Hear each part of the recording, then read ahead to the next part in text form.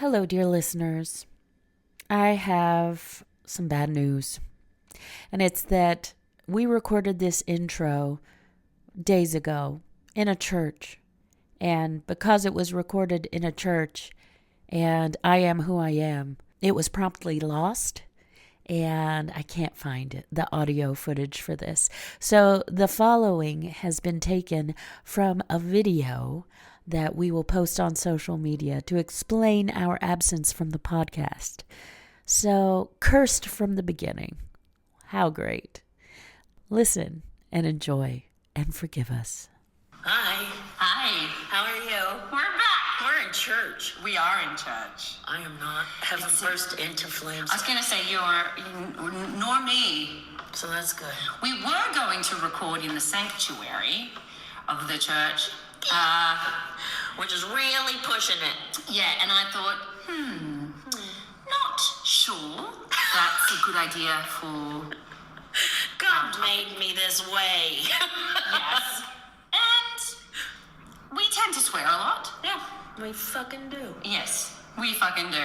Having said that, the church that we are at is a very inclusive, lovely space. Yeah. Where we are performing, where I am performing the queer play that I am in right now. Yeah, called Bo. You need to go see it.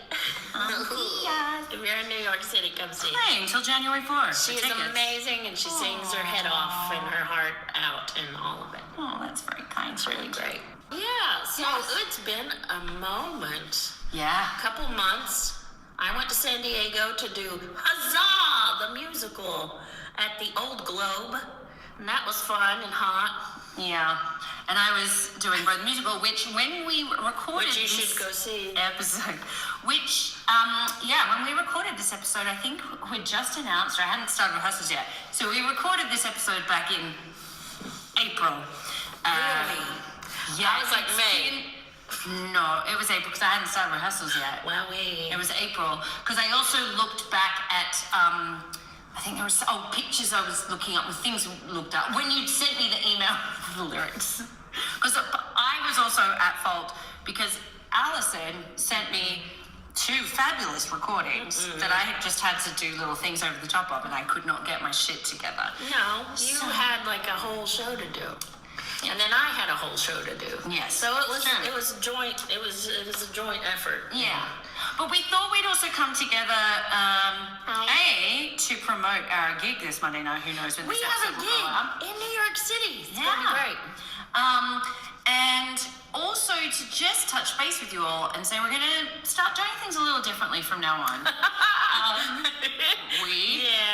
We bit off a little more than we could chew. As always, I know I've said before, it will die. I will die again. It will say on my tombstone, Amelia died doing too much. Yeah. But we didn't want to affect the quality of the work that we bring to you. The top-notch work and editing that I do. But also, for us to make an episode, it requires coming up with a version of a song. And then, we have to write a whole ass song every time. We have to research the story, make sure. And we are not at a point... the newest version, the oldest version of the song. That is out of copyright. Yep. So what we decided is that we're going to bring you seasons from now on. So this of will... love. Yeah, seasons of love. We'll probably bring you this episode as a little taster of how things were, but just to keep you excited for how things are going to be. Don't give up on us, baby. Turns out we picked the hardest way to make a podcast ever. Yeah. Whoops. But I blame myself. I don't. It was a team effort. Because I will yes and you at every point, and you are aware of Because that. you're a great improver, friend. I learned from the best. My friend. So that's how things are going to be. We'll probably, and this is truly arbitrary, so if Allison changes her mind, I think we'll do maybe 8 episodes a season, say 4 episodes each, and that way we can make sure that because I think that's what was really helpful when I was pregnant, is we banked up a bunch of eps, and so that if one of us gets a job and we're not as free, that we can still keep delivering you the content. Yeah. And thank you so many, the people that have written in. We had a lovely listener write in, talking about some stories. And if you have any suggestions as well of stories that you'd like us to cover, please feel free to write in. We would love to hear that. You will find all our socials and details of that in the episode to follow. All this to say, please forgive any mentions that you might, and Allison, I'm sure, will probably go through and maybe do some fun editing. But wow. If there's anything that stays in that seems anachronistic, we will. that's why, because it's been a 7-month hiatus. Is it stayed? It's been a while. It's been a while. It's my stained. Oh my God! Wait. Oh, the things I can't remember, like when we recorded the podcast. Testing. 1, 2, and 3. And 3, 4, 5, as the guest panelist likes to say. Yes, panelist. Yep. She's We giving us love- quite a run for our money with the sleeping these days. She But is. That's why we're recording another After Hours. But yeah, it took me a long time because I thought about, this obscure ballad or this obscure ballad, but then I was like, I think I need to go back to the OG, the one that got me hooked in the first place. Also, I didn't know that there were an earlier version that we could sing before 1929 that was recorded. So that's great. we could sing it. Yeah. So I think we should just jump on in because we've got a lot to cover. We're going to be covering the Knoxville Girl today. Oh, but you know what? Hi, I'm Allison Gwynn. Hi, I'm Amelia Cormack. And this is Some Dark Holler. I'd rather be in some dark holler where the sun refused to shine than for you to be another man's woman, never on earth to call you mine. I'm going to ask you to do some stuff for me. Oh, wow. Okay. Okay. Imagine you're a 6-year-old growing up in the 1980s in Northeast Tennessee. Your hometown is very much like Mayberry of the Andy Griffith Show. Everybody knows everybody. You're a Daisy Scout. Oh. There's a church on every corner, and things are about as wholesome as they could be. You've never seen a movie that didn't have a G rating. And your granny teaches you her favorite song, and it goes like this. 1, 2, 3, 1, 2, 3.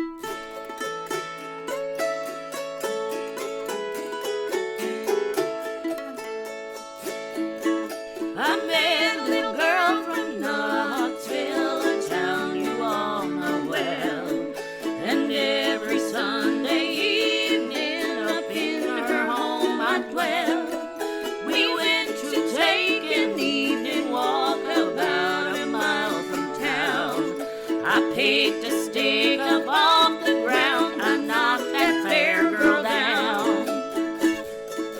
She fell upon her bended knee, for mercy she did cry. Willie dear, don't kill me here, I'm not prepared to die. She never spoke another word, I beat her more and more, until the ground around her within her blood did flow. I took her by the golden curls and drug her round and round. I throwed her in the river that flows through Knoxville town. Go there, you Knoxville girl with the dark and rolling eyes. Go there, you Knoxville girl, you'll never be my bride. I started back to Knoxville, got there about midnight, and Mama, she was worried.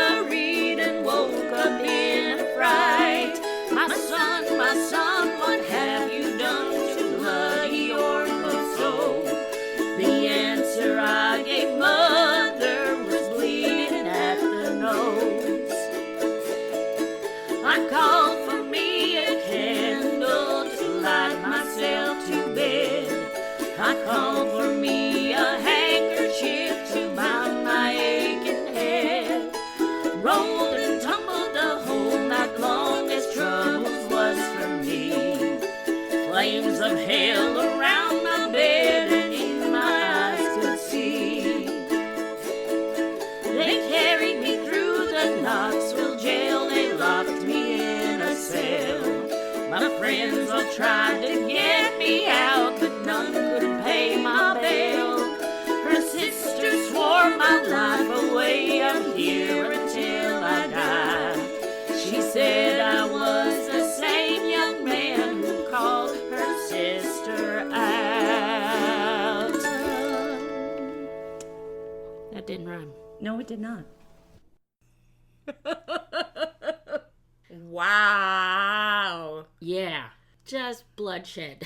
For no reason. But that's what I was about to say. Just the reasonless bloodshed. And the like swinging round and round of the curls and... But also that element of the rolling eyes of like, she's very clearly dead, is dying yes. still. And I'll get to...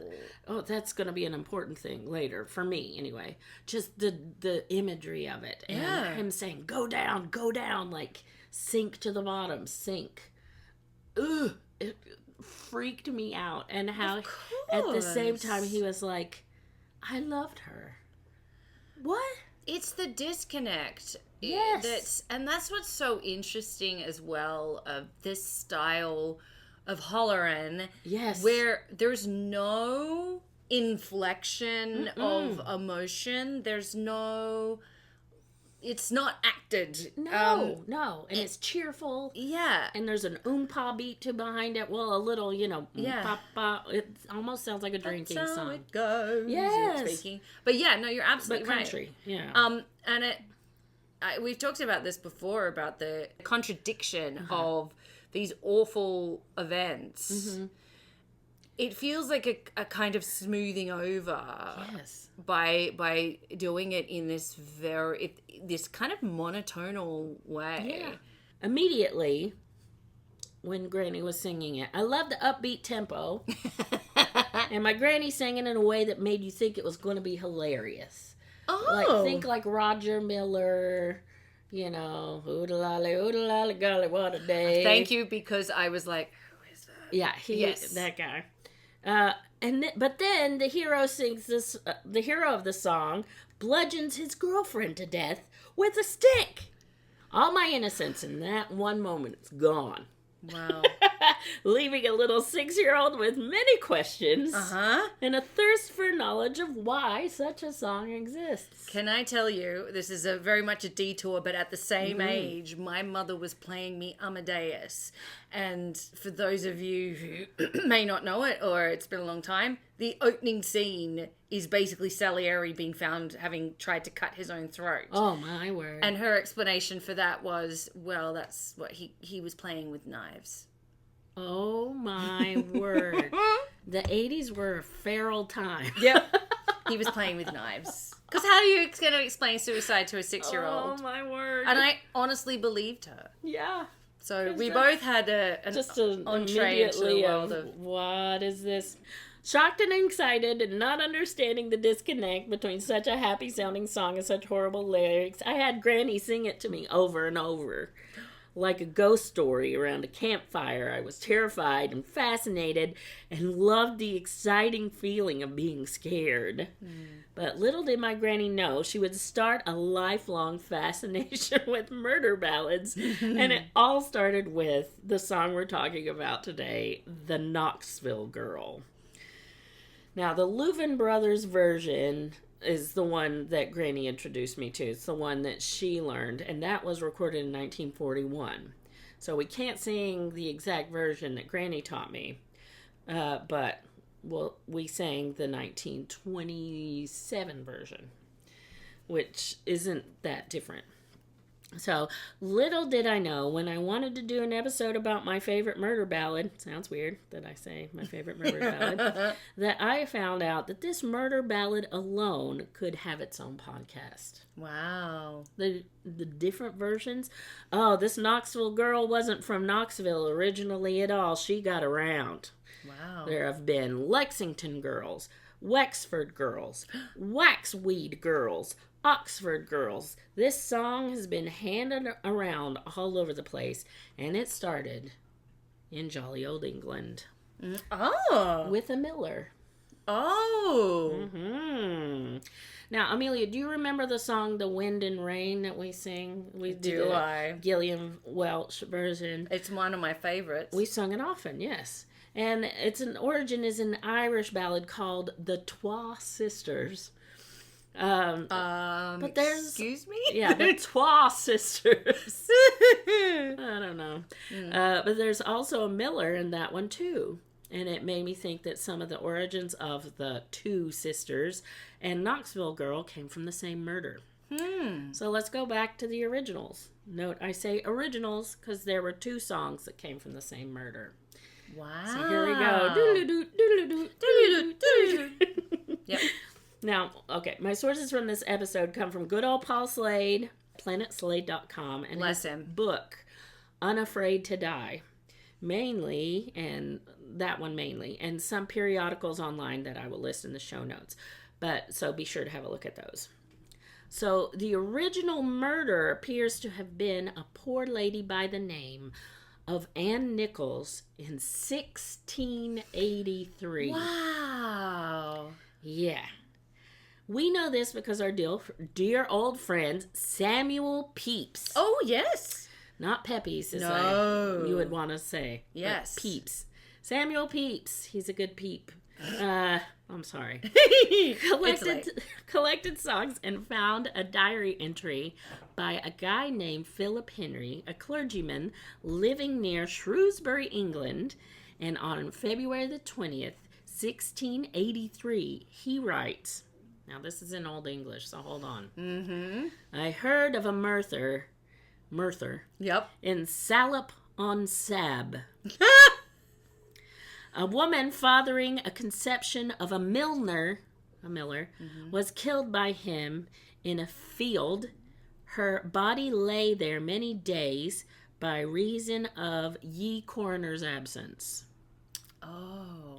So, Oh, poor thing. then Pepys collected a broadside, which, Hey! if you listen to previous episodes, if you've listened to our previous episodes, you know that there are songs that are written, printed, and sold about current crimes at the time and murders, kind of like the tabloids of their day. The broadsides written about this murder were called The Bloody Miller, that's one, and The Berkshire Tragedy. Oh. But back then it would be called The Berkshire Tragedy. Yes. There was also one printed called William Grisman's Downfall. Oh. Okay, so we got three. So let's talk about the Bloody Miller first. Mm-hmm. The introduction to the broadside states thus: a true and just account of one Francis Cooper of Hawkstow, near Shrewsbury, who was a miller's servant, and kept company with one Ann Nichols for the space of 2 years, who then proved to be with child by him, and being urged by her father to marry, he most wickedly and barbarously murdered her. So that's the intro. So once again, this episode is not sponsored by, but we would like to mention that Planned Parenthood exists now. Thank you. And our made-up slogan for them is, have a better plan than this. Yep. The Berkshire Tragedy was a spin-off of The Bloody Miller, and it's the same basic story, but is set in Wyndham, just across the border of Berkshire, in the country of Oxfordshire. In the Berkshire Tragedy, we get seedlings of concepts that would later show up in Knoxville Girl. Same stanzic pattern, same basic sequence of events, and many of the same descriptive details, same phrases and rhyming words. Okay, get ready. This is a bit of the Bloody Miller.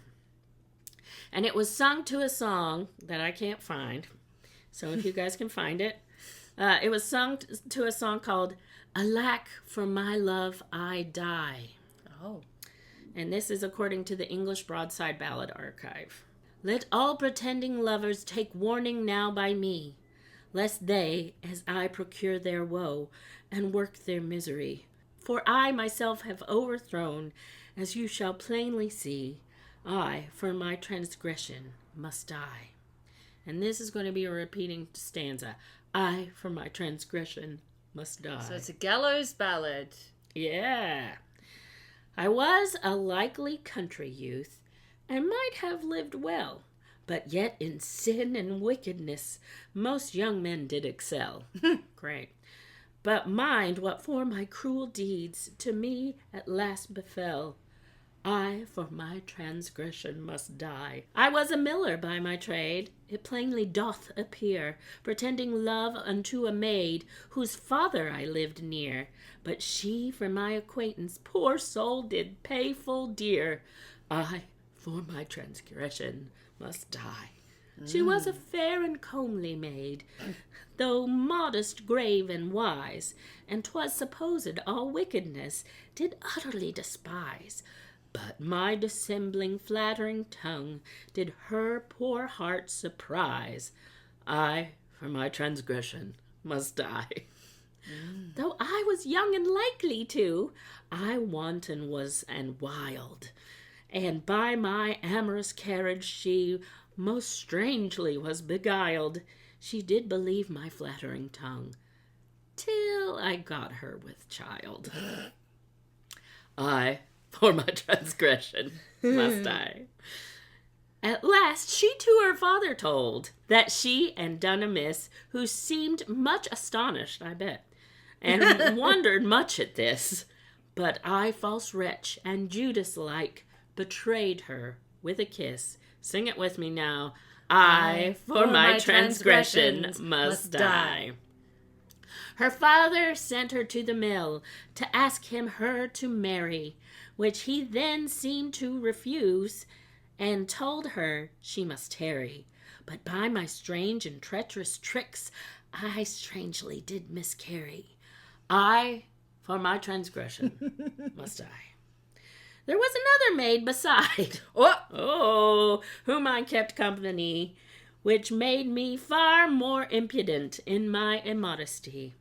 But my first love I did forsake, and utterly deny, which doesn't rhyme with immodesty, but maybe back then it did. I, for my transgression, must die.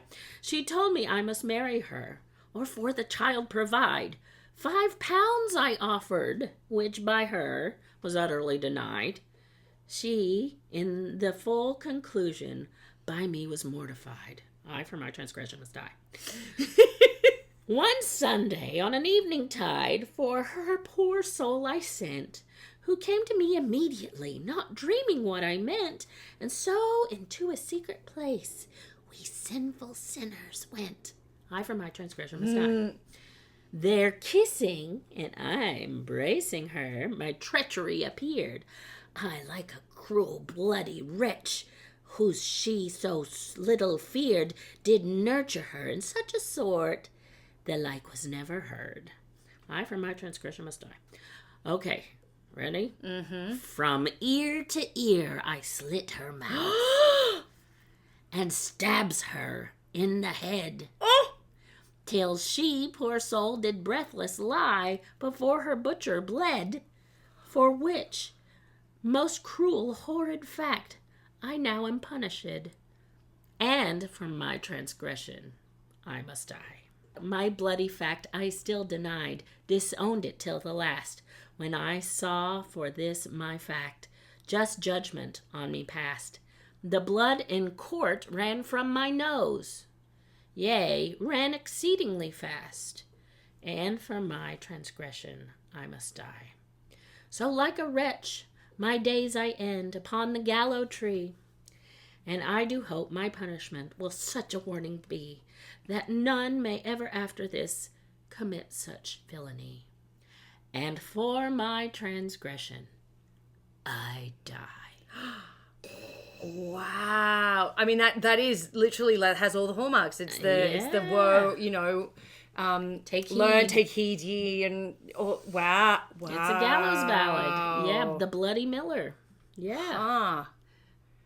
And very skillfully read, my friend. No, not really. But thank you. I tried to make it entertaining. I was rapt. I tried to make it entertaining. So, note the weird nosebleed in court. Yeah. Not sure what that was about, but the Berkshire Tragedy and every other version after that uses the nosebleed as an excuse as to why the killer has bloody clothes.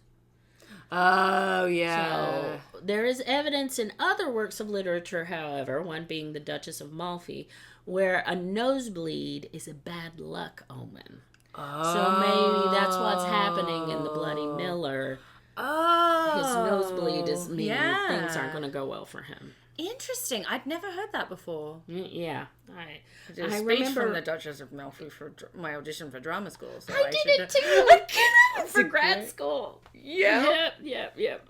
Duchess of Malfi, shout out. Yep. It's really, if you like Titus Andronicus, you're going to love Duchess of Malfi.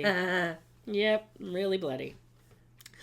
Now, to save you from boredom, I won't read all of the Berkshire Tragedy because it's twice as long as Bloody Miller. Whoa. But some pertinent verses. If you wish to read the whole thing, you can do so online by searching for the English Broadside Ballad Archive and typing in within that the search engine for the Berkshire Tragedy. The full title is The Berkshire Tragedy or The Whittam Miller, spelled Wittam, with an account of his murdering his sweetheart. Now, it's told from the killer's point of view, like most gallows ballads. The killer's name is John. So, hi, John. Oh. And he says that he wooed a young woman and promised to marry her if she'd sleep with him. And then, oops, she gets pregnant. And when she tells him and asks about the marriage promise, since she is now, quote, defiled, What happened to that, John? And in this version, the mother of the young girl shows up. Oh. Which to me is much more threatening. Because, Mama's mad. And it's different, more scary to me than the Bloody Miller and the dad showing up in Bloody Miller. Because the father shows up in the Bloody Miller demanding a wedding. Shotgun wedding, but before shotguns. What would we call that? Just a knife. Just whatever blunt object you can find. A stick. Yeah. This murder happened a month from Christmas. They mentioned to say. Wow. So, Merry Christmas. Okay. John says the devil persuades him. So it's the devil's fault. The devil persuades him to kill his baby mama. The baby mama, goes to her sister's house and stays. And then he comes to that sister's house and asks her to go for a walk. Much like the killer in Knoxville Girl. But they're going to talk about their wedding and do a little wedding planning. And the poor gal fell for it. And this is a quote. "Thus I deluded her again into a private place. Then took a stick out of the hedge and struck her in the face." Oh my God. I'm laughing because it's just so blunt. But also, literally. it must be some decent hedge if he's getting a stick out of a hedge. Just a stick. And this is where the famous stick appears. The infamous stick, I should say. Yeah. But she fell on her bended knee and did for mercy cry, "For heaven's sake, don't murder me. I am not fit to die." So these are the stanzas that show up in Knoxville Girl almost. He then proceeds to kill her by wounding her. Doesn't say what, but I'm assuming using the stick. Then, like in Knoxville Girl, I and then took her by the hair to cover this foul sin and dragged her to the riverside and threw her body in. Say it with me, folks. Don't go by the river. Don't do it. No. Then he goes back to the mill, and his servant notices him shaking, and he's pale, and he has blood all over his clothes. I'd say that was the first thing that should have stood up to him. Yep. And then John says, "Oh yeah, I just had a nosebleed." So then, like in Knoxville Girl, he asks for a candle to light his way to bed, where he trembled all night, like he does in Knoxville Girl, picturing the flames of hell enveloping him. Poor thing. Right? Oh, I couldn't sleep at all. How horrible. You know, it might be horrible. Just as horrible as death. Not being able to sleep. Yeah. She's sleep training the guest panelists. Oh, yes. So. I also, you know what flashed to my mind then was also Crime and Punishment. Have you ever read that? No. Ugh. And I'm like an English minor, so whoops. Well, I mean, technically it is Russian, so you know. Well, there we go. That's Dostoevsky. exactly what it is. No, but it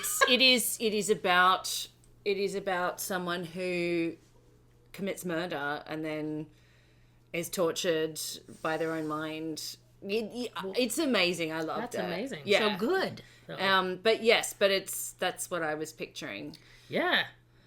I just, the way it's written though, in like, especially the Louvin brothers version, is just like, oh, pity me. I couldn't sleep at all. I rolled and tumbled the whole night through. But also I'm like, okay, you had one night? Imagine that for... Yeah, you ever tried to sleep train a toddler? That's worse. Or not have anxiety. Or have anxiety, yes. Well, he does now, so welcome. The song then goes on and on about how he is arrested and charged twice for the death of this girl after her body washes up. No such thing as double jeopardy then. Nope. And then is sentenced to die.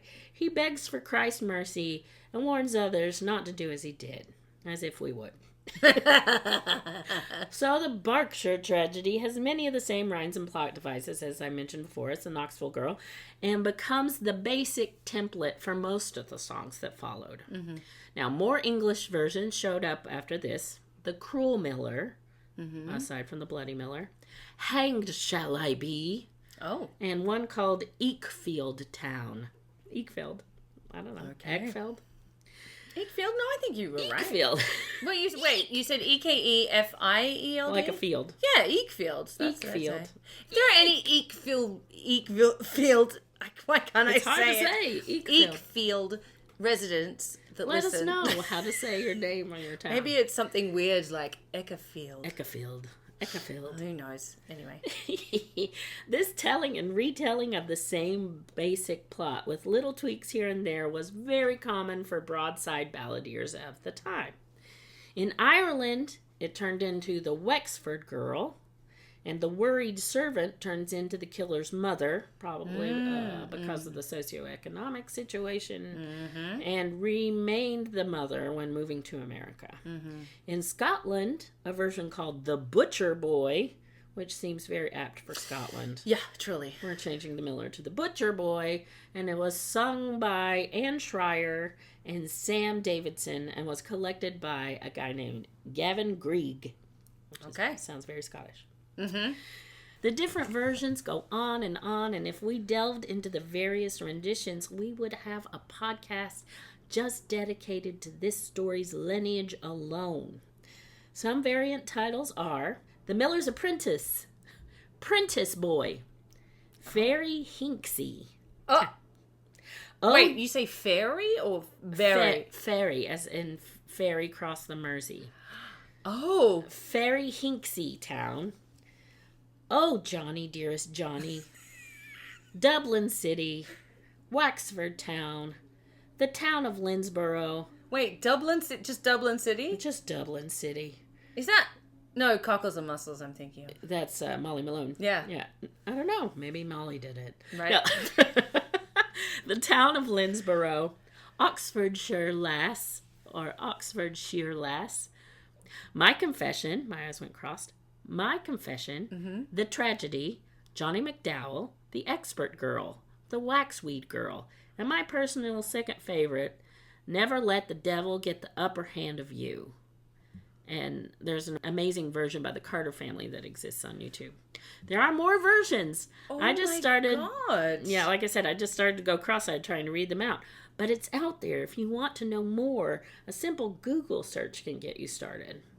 So this song traveled to America most commonly as the Oxford Tragedy, or the Oxford Girl, most likely with Irish immigrants to the States taking the song with them.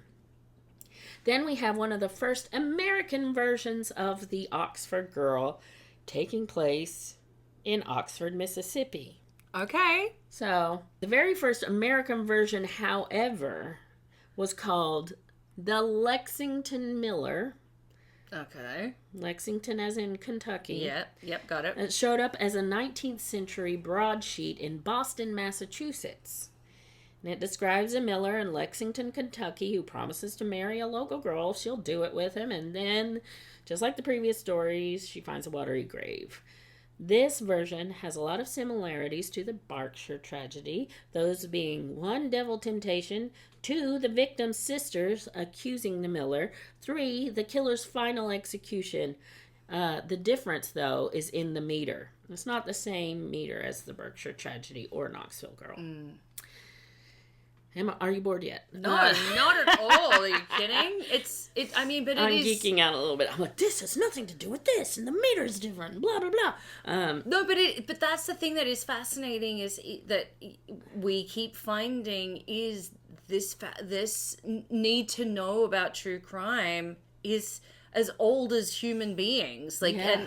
and that when you don't have any other, you can't read, you don't have any other form of entertainment, like this is what it you becomes do. an elaborate sing-songy version of telephone.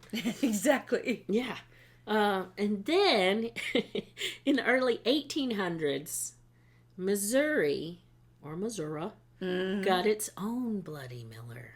Oh. I'm speaking of the murder of poor Mary Lula Knoll of Pineville, Missouri. She was murdered by a miller December 7th, 1892. And I'm going to tell her story. All right, here we go. Mary Lula was staying with her sister, Mrs. Sidney Holly, when William Simmons, the miller in question, came to visit as well. Now, I'm not sure if they already knew each other or if they just met at this visit. December 10th comes, and Mr. and Mrs. Holly, Mary's sister, and her husband, leave for a trip, spending one night away, leaving William Simmons and Mary home alone for the night. After midnight, we don't let it all hang out. That is definitely copyrighted, so we'll stop right there. According to the account of a Judge J.A. Sturgis, instead of coming back the next day, the Hollies stayed at their father's for the next few days. So there was no report of anyone seeing Mary, but everyone assumed she was with one of the family's relatives across the river. By the next week, everyone was asking for her but couldn't find her. Mr. and Mrs. Holly sent a letter to Mary's uncle in Webb City, 40 miles away, asking if Mary was there because sometimes she stayed with him, but he replied he hadn't seen her. Mary's father gets involved when Mary's father and Mr. Holly went to nearby Joplin, Missouri that Friday to ask around when they bumped into none other than William Simmons, Miller in question himself. And they confronted him with the words, "Will, your girl's gone." So I'm guessing they did have a previous relationship prior to both meeting at the Holly's house that December. Yeah. According to the Judge J.A. Sturgis, quote, Simmons trembled violently a few seconds and then replied, "Is that so?" He then asked no questions concerning her and appeared to be delirious of avoiding the conversation. When asked if she came away with him, he said she didn't. And they stood in silence for a good few moments. Then Simmons remarked, "You don't suppose the fool girl jumped in the river and drowned, do you?" Wow. Okay, he needs some lessons in covering up murder 101. Definitely wasn't him. Wow. Wow. So a search was conducted on December 12th, and hundreds of volunteers searched the river. Because, Yep. all signs are pointing there. And according to Sturgis, and he wrote a book called History of McDonald County, finally, around 2 o'clock in the afternoon, in a narrow, swift place in the river at the lower end of a large, deep hole of water, the body was found, where some of the clothing had caught in a willow that projected into the water. She was found a little of a quarter of a mile below her father's house, and a few feet off the road which her parents had passed that fatal Saturday afternoon. So close. Yeah. On examination afterwards, conclusive evidence of a violent death were found. A bruise on one temple, one spot on the cheek, and 3 or 4 on the other, as though a hand had been placed on her mouth to stifle her screams. Fingerprints on her throat were plainly visible. And her neck was broken. Oh, yeah, right. Okay. Wow. Buried the lead. Yep. The lungs were perfectly dry, and all evidences of drowning were absent. There were tracks found made by a man and a woman between the Holly's house and the river's edge.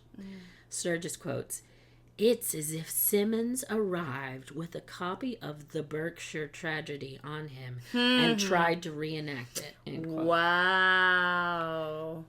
Bruh, as the kids say. Yeah. Bruh. Wow. Yeah, so... I don't know. Yeah. It just seems like rivers are just dead girl disposal. Just got a body, throw it in the river. Yep. They arrested Simmons as he was trying to skip town, and he was tried for first-degree murder in May 1893. But a hung jury occurred. I always want to say a hanged jury, but a hung jury occurred.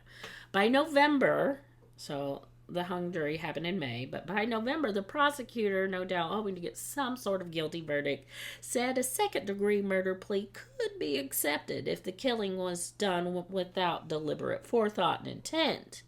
And the new jury accepted this. And Simmons got 10 years. Oh, my God. Damn. Yeah. Right? 10 years for killing a girl. So, poor Mary, keep her in mind. Her murder was in 1892.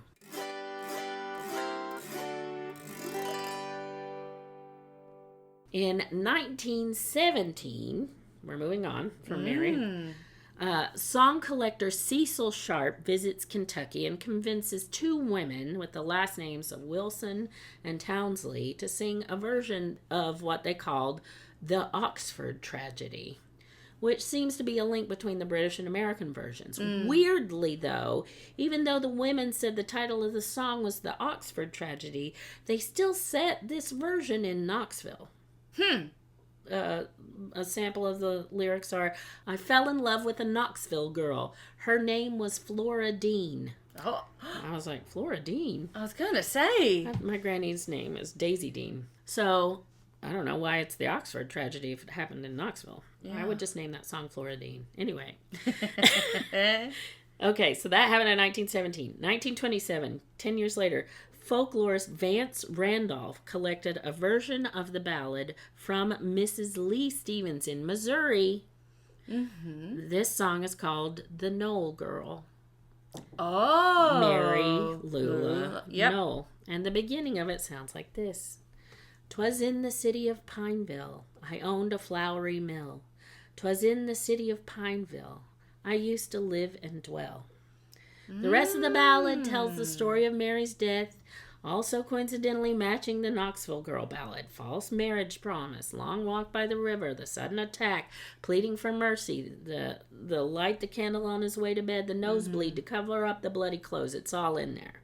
However, there is no evidence that Mary Knoll in real life was pregnant with William Simmons' child in real life. That's what I was thinking. I was like, did they do an autopsy? Well, they obviously did an autopsy because we know about the marks on her skin, but So there's no evidence that she was pregnant. Right. So he just felt like it. He just was like, "You're annoying me." Splash. Take a swim. God. People. I don't know. So, aside from the setting and the names, it's exactly the Knoxville Girl, this Knoll Girl version, which got its first recording, and Knoxville Girl got its first recording as well in 1924. So, this was collected in 1924, the Knoll Girl at around the same time as the first version of Knoxville Girl got recorded.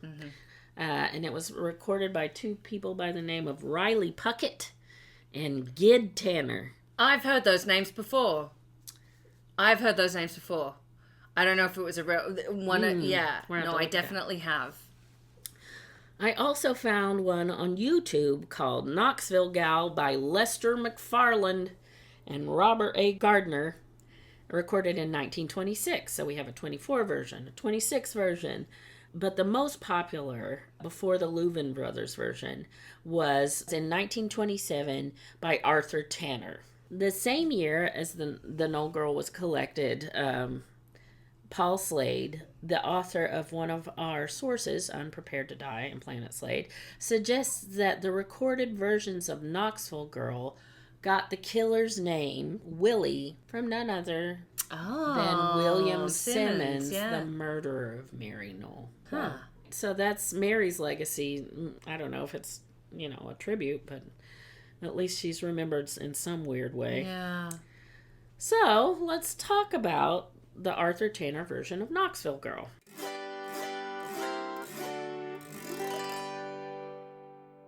So let's talk about the Arthur Tanner version of Knoxville Girl. We're halfway through, kids. We're more than halfway through. Lucky us. This is the version that we will most likely cover because of copyright laws. But it's very similar to the Louvin Brothers version that my granny taught me. It's this version that sets the setting permanently as Knoxville in the popular mindset. Because once a song has been recorded and gains popularity, it seems to become the official version. And why was this song about murdering a girl in Knoxville and throwing her into a river so popular at that time in 1927? Well, we have none other than Floyd Collins to thank for that. Oh, yeah. Sidetrack. Floyd Collins. In 1925, Vernon Dallert records this song about a doomed Kentucky spelunker, say that 3 times fast, and it becomes a hit. And it's a current Broadway revival as we speak. Yes, a whole musical was made. Yep. Dallert's version of Floyd Collins set in motion a rage for country-tinged songs about exploitation. Back to Arthur Tanner. He had Knoxville Girl in his repertoire, for several years, but never recorded it because he thought the subject matter was too iffy. But after Floyd Collins grew in popularity and convinced him to record it, and then it turned into a hit. I wonder if it, wouldn't have had anything to do with the Depression yet, would it? Not yet, no, because you said 1927, right? Yeah. But the Dust Bowl, was that all that stuff going on yet? Not yet. Okay. But people have had a morbid fascination with it and continues. It continues on, so. It's important to note that the reason of the Knoxville Girl murder is now made vague because of morality standards being higher. And no one wanted to mention sex. Let alone sex before marriage. But bloody murder was just fine to talk about. And this was a big part of the mystery to me as a kid. The lyrics were vague. This man took his girlfriend, whom he supposedly loved, on an evening walk, and then without warning beats her to death with a stick. No explanation as to why. I was baffled and then slightly terrified at that thought. What had this Knoxville Girl done to deserve such horrible treatment? Then we come to the big one. The 1941 Louvin Brothers version of Knoxville Girl. This was the version my granny memorized and taught me. I've included the handwritten lyrics that my granny wrote down because she loved them so much. She thought she should write it down to preserve it for posterity's sake. Don't know why. She just like, people need to know this. And in that lyric sheet, I saw a difference between what Granny presumed to be the Knoxville Girl's rolling eyes and what the Louvin brothers say the actual lyric was. Her roving eyes. Oh, interesting. And it's a big revelation because what a world of difference this one word makes. It explains why the Louvin brothers' Knoxville Girl had to die. She had roving eyes. She was a cheater, maybe. Therefore, changing the intent of the killer, not really justifying it, but it's a different motive than the previous, whoops, I got her pregnant motive of the Bloody Miller and the Berkshire Tragedy. Mm-hmm. I don't think this was a mistake made just by my granny either. There are other versions of the Knoxville Girl using rolling eyes instead of roving eyes. The 1926 by Puckett and Tanner used the word rolling. How can a girl have rolling eyes? Well, we talked about it. Well, as a kid, I just kind of thought she lost consciousness as she was dying, and her eyes rolled into the back of her head. Gruesome, and adding the scary, gory, chilling song that fascinated me because of its blatant and inexplicable cruelty. But Charlie Louvin, one of the Louvin brothers, was quoted himself in an interview by saying, "There's still a lot of idiots out there that will say, if I can't have you, no one can. That causes a bunch of murders in this country simply because the guy's in love with her and she's not in love with him. She likes him as a friend, but not to marry, so he comes up with this great plan." End quote. And there we have it. There have been so many versions of Knoxville Girl since the Louvin brothers version, but since it was recorded, the lyrics and circumstances haven't changed much because it's there for you to listen to. And not like the telephone version of things. Some more modern adaptations of note are Ruth Gerson's 2011 version. Gerson mentioned she threw up after she first heard the Louvin brothers version because she was so disturbed by its violence. She's quoted to say about the murder ballads, "We think the murder of those weaker and unable to defend themselves is wrong, but we do not scream out against it. We sing and dance to it." Wow. Yeah. Wow. What a powerful quote. Right? Yeah. Fascinating. And so relevant in this time of you know, I got to do something really fun lately. I don't think we talked about this on the podcast, but I got to play the victim in a true crime reenactment. Oh, it's going to be exciting. Which was super fun, but I, you know, as someone who is interested in true crime, but it is this thing of like, this is what these families go through. This is what, like, we're intrigued and entertained by it, but there is a cost. There is such a cost to it. And, you know, it's, I think that's what I love about doing this podcast is I feel like we are telling these stories of these people, not just women, whose stories deserve to be told and heard. It's funny because on the other side of the coin, I said, I guess I'm proud of the problem. If it is a problem. Do you think it's a problem? Should murder ballads exist? And should they be celebrated and carried on? Well, I think as we discovered with Delia Green, you know, like... Yes. That... we literally had someone find a gravestone and say, this girl deserves to have a song written for her. And that's the thing, I think... It is complicated. It's either or, and again I come back to the statistic. It's like some crazy statistic in Australia about domestic violence and partner murder, predominantly women. Now Australia has a huge problem with domestic violence and partner murder, and you know a lot of rivers. And so it's... Right. I'm sorry. Oh, my God. I'm going to harbor. Yeah, there's a harbor. There's a huge harbor. There's a body of water. Yeah. But I think that's... It's still... That's why the audience for true crime is kind of lately predominantly women, because it's like we know it's more likely to happen to us. Yeah. Maybe that's why we're fascinated. Maybe that's why I'm fascinated. Because I was like, how can someone you love do this to you? Yeah. In terms of Knoxville Girl. Yeah. The girl I love so well, because I murdered that Knoxville girl. The girl I love so well. Yeah. What? Yeah. Those two things should not go in the same sentence. No. So maybe that's why. But that being said, I did write my own version of Knoxville Girl. Yay. With our SDH feminist twist. Now, we're going to play it for you now, and I'd love to know your thoughts about it. So, let me know.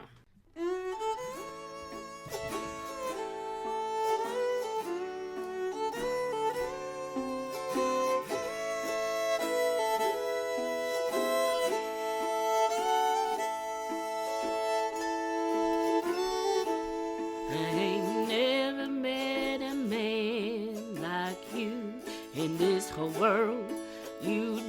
just a poor miller man, and me, I'm just a girl. You said it's sure been fun. I confessed you weren't the one. Run, run, Knoxville girl, run, run. Well, you told me to prepare to die. Oh my, oh Willie dear, up and away I did fly. No heartbreak inside, no sweet by and by. Fly, fly, Knoxville girl, fly, fly.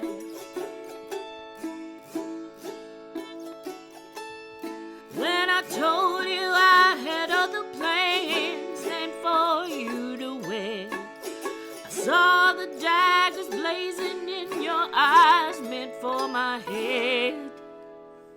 So of course I had to flee. You were in hot pursuit of me. Flee, flee, Knoxville girl, flee, flee.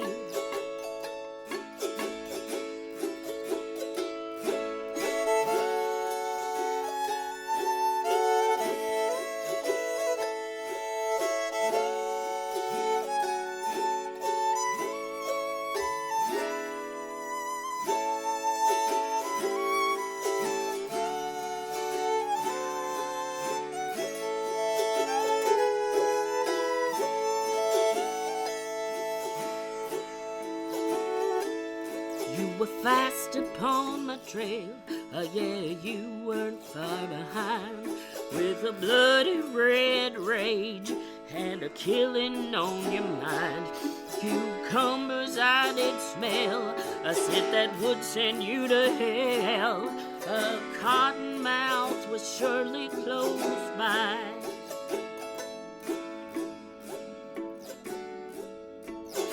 Faked a sprung ankle and I limped off from the slide to the side of the shady tree where I knew the serve would lie. You said, now don't put up a fight.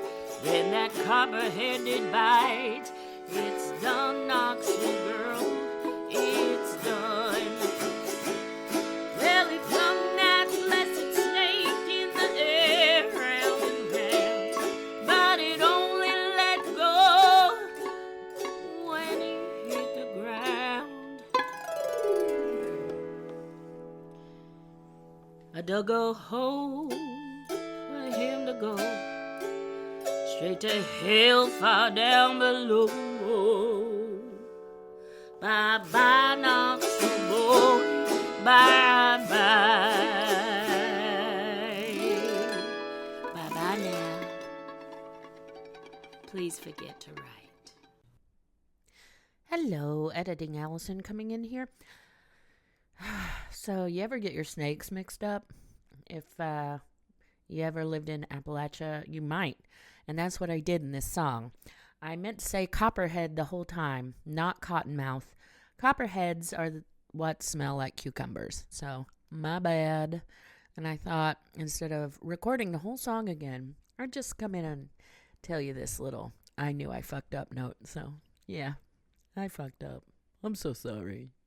So, yeah. I love it, but just...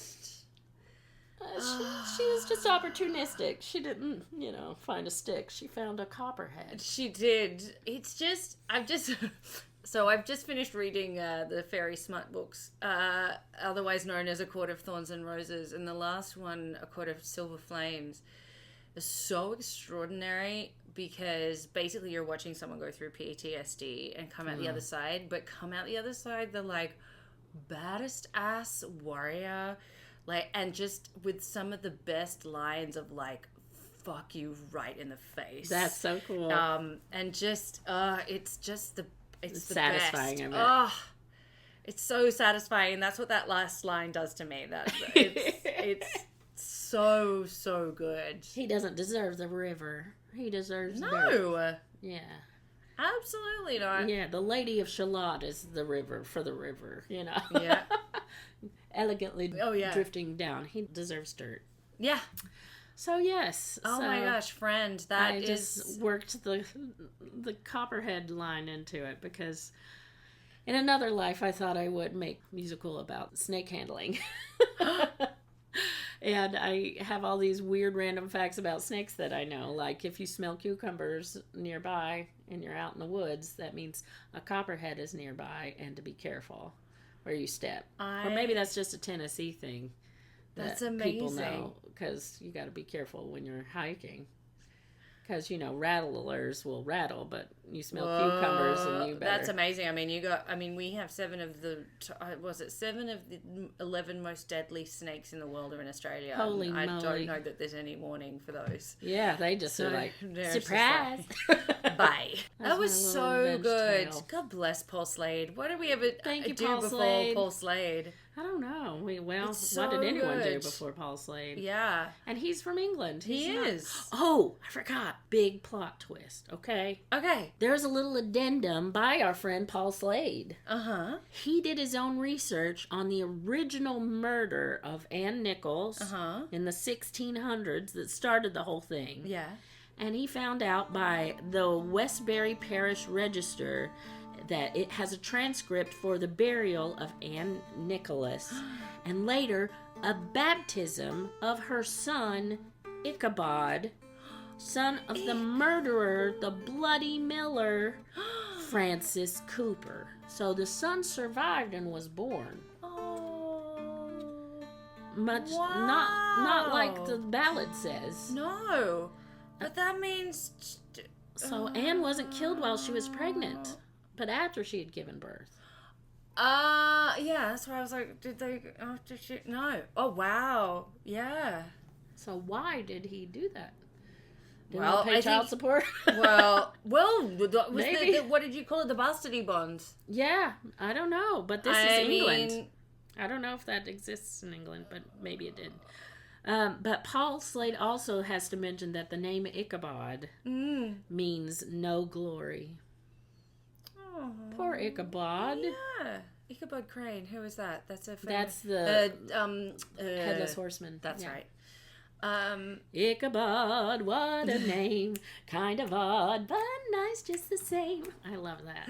It was my favorite Disney cartoon. I love that.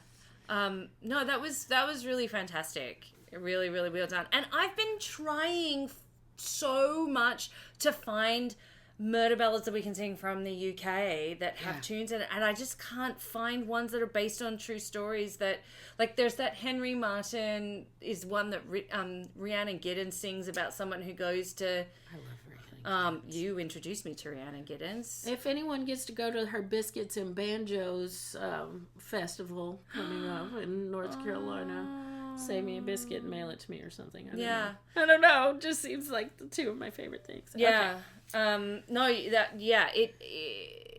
And that's the thing. This murder ballad tradition we know has come from Ireland, from England, from Scotland, but trying to find them. Like the tune of the song from Bloody Miller, Yeah. Alack My Love I Die. I wonder if that's a version. Some part of me is like Greensleeves. Maybe Greensleeves had something to do with that. Alack for My Love I Die. Because Greensleeves was used as the tune for A lot of them. So that's why I'm... Yeah, But anyway. we'll have to do. If you know the tune for Alack My Love I Die, let us know, kids. Yeah. We'd like to know. Yeah, I mean, absolutely. esteemed listeners, not kids. I would Folks. say folks, people. Yep. As one of my favorite podcasts, Bananas, Kurt Browner and Scotty, they say guys and gals are non-binary pals. Oh, I love that. Isn't that cute? Oh, I like that.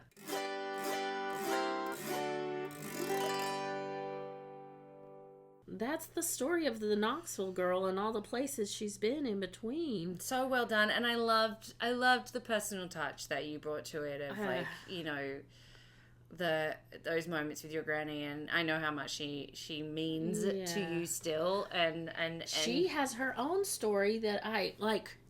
Okay, she was named Daisy Dean Cheryl. I had no idea there is a song that dates back to the Civil War called Daisy Dean. My darling Daisy Dean, who she was clearly named after. Yeah. And I'm wondering if she even knew That's amazing. Yeah.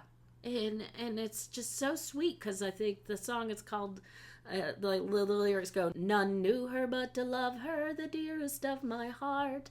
Her parents loved her so much. And so they died before she was 1, but. Oh my God, I thought that was a child. It was a cat. I did too. Onyx. I did too. What do you need, buddy? It's like, okay. We're getting the light. Enough's enough. Friends, I hope you enjoyed this, and if you have any versions of the Bloody Miller or the Knoxville Girl or Wexford Waxweed Expert Apprentice Butcher Boy, let us know what's your favorite. Sing it to us in a voice memo and send it to us. Yes, that would be fantastic. At cormacandgwen@gmail.com or on Instagram, search for Cormac and Gwen, or you can find us on YouTube if you want to hear episodes. Search Cormac and Gwen. Did I do it right? You did. You did it perfectly. And Onyx is our other guest panelist. Yes, he's guest panelist's familiar. Yes, he's trying to tell us not to go by the river. Very much that. See? Buddy, there's plenty of dry food there. You can include all of this. I want the wet stuff. Or he's like, where is everyone? You're usually awake now. Come on. Yes, no, that was all the things. Please rate, review, and subscribe. Come and see me. Go see Amelia in Bow, because it's going to be awesome. And I will, of course, let you all know when the aforementioned true crime documentary series where I play a murder victim will be. It's a really amazing story. She looks amazing because I got to see. Yeah, might have seen cheeky backstage pictures. Oh yes, some special effects makeup, soundstage pictures, I guess is what they call. So what did we learn? We learn don't go by the river for God's sake. Yeah, practice safe sex. Go to your Planned Parenthood. Yep. Women, you can empower yourselves. Yes. Yep. Body absolutely. autonomy while we have it, my friends. Oh God. And stick close to your friends. Yeah. Stick close to your friends. Check on your friends. And if you need our help, we're here. Email us. We're here. We'll do what we can. Absolutely. So stay tuned. We're gonna just pepper these episodes in. We love doing it, and we're gonna keep doing it. So stick with us. Yeah, stick with us there and check our backlog. And thanks for the plays, Mom. Thanks for the plays, moms. We should just name all of our friends that listen. Oh hey. Yeah. Hey Jessica, Susan. Yeah, that's it. But you're small but mighty, and that's what we like. That's exactly right. Please take care of yourselves, and don't go down by the river. Nope. And especially don't find yourself in some dark holler.